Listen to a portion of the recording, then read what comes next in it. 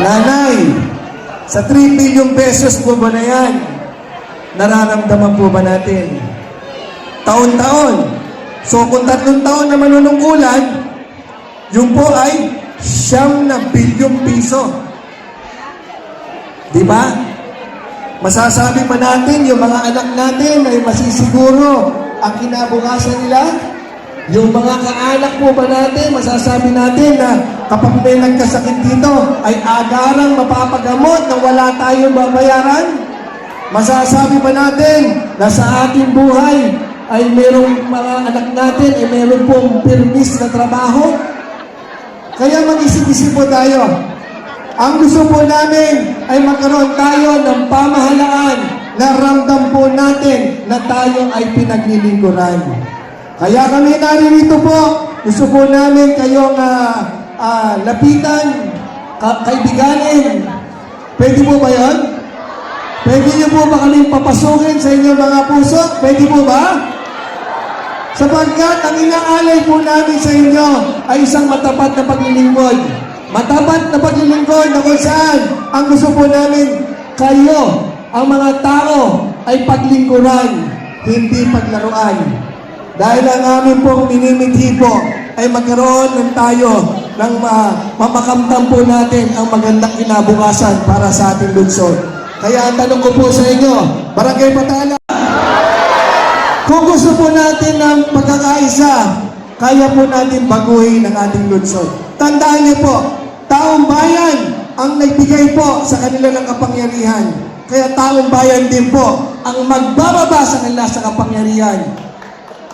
Kaya mga minamahal natin mga kalunsod, hindi dapat kayo pinababayaan, lalong-lalo na dito sa Barangay Patala. Hindi kami nagpunta rito para magpatawa lamang, kundi gusto po namin magkaloob ng pag-asa. Kaya sa mga nanay at tatay na naririto, hindi po kami titigil sa paglilingkod at gusto po namin ipagkaloob ang magandang kinabukasan para sa ating lahat. Kaya gusto ko pong pakilala ang aking mga kasama.